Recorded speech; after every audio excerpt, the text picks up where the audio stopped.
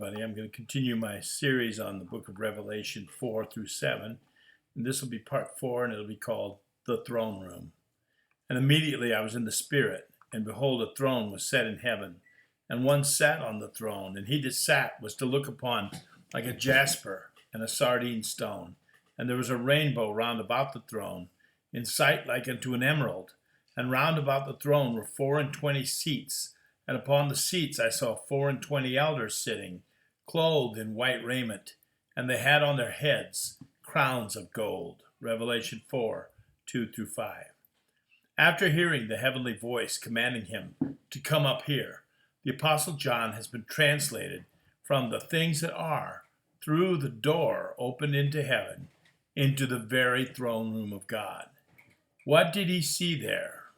Well, first he saw a throne. A throne was set. The first thing John sees in heaven is a throne. It's God who rules, not Caesar or Pharaoh, Bush or Putin, or Trump or anybody. The heavenly court is a throne room. The living God is an absolute sovereign. The churches, though besieged and harassed by their enemies in this life, and seemingly powerless and vulnerable in this world, can take comfort knowing that at the ultimate center of reality is a throne fixed in heaven. I quote Daniel 4, 34 through 35. I, Nebuchadnezzar, lifted up my eyes unto heaven, and my understanding returned unto me. And I blessed the Most High, and I praised and honored him that lives forever, whose dominion is an everlasting dominion, and his kingdom is from generation to generation. And all the inhabitants of the earth are reputed as nothing. And he doeth according to his will in the army of heaven and among the inhabitants of the earth, and none can stay his hand or say unto him, what do you think you're doing? Daniel 4, 34 through 35. John also saw a figure sitting on the throne who is indescribable. He that sat on the throne to look upon was like jasper and like a sardine stone. What did he look like? Jasper is a blood-red stone. Sardine is like a diamond, a clear stone. What kind of description is that? Thus, the person seated on the throne is indescribable. The blood-red sardius stone was the first in the series of stones on the priest's breastplate, representing the firstborn, Reuben, and does indeed speak of blood sacrifice. The last stone, the clear jasper, represents Benjamin and stands for victory. The name Reuben means, behold a son, and the name Benjamin translates, the son of my right hand. The colors point to Jesus in his first and second comings. The rainbow around the throne, God's throne, is surrounded by a complete rainbow. This is what he saw thirdly. The obvious connection is the covenant sign of mercy after the flood. Green is the color that stands for renewed life. There are many terrifying, awesome, holy, and destructive judgments rightly coming to the inhabitants of the earth. But we can be assured that the one who sits upon the throne sees everything through the prism of his mercy.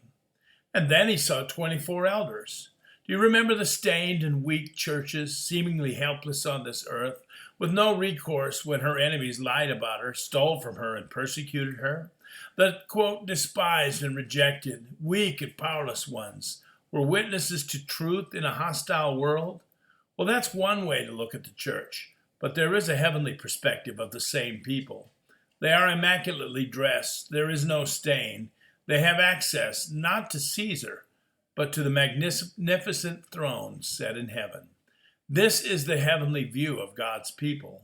These are king priests, dignified and powerful in their access to heaven. They too sit on thrones, and when their prayers are later gathered up into a censer in heaven, powerful things happen on this earth. 12 is the number that represents the people of God. 12 sons of Israel, 12 apostles of Jesus. 2 is the number for witness. By the mouth of 2 or 3 witnesses, let everything be confirmed. 24, or 12 times 2, is the number for the whole people of God. All of them will be there. God himself will see to that.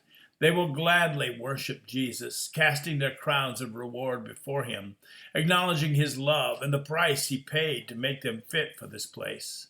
There they stand, immaculate, crowned with glory and honor, and in a place of privilege. They all know well that they deserve none of the pleasures they've been given. They were once idolaters, sinners. They hated God himself, and in many cases they persecuted the followers of the Lamb. Some of them were drowning in their own swamp of lust, sin, failure, and strife, until the Savior reached out a hand to rescue them.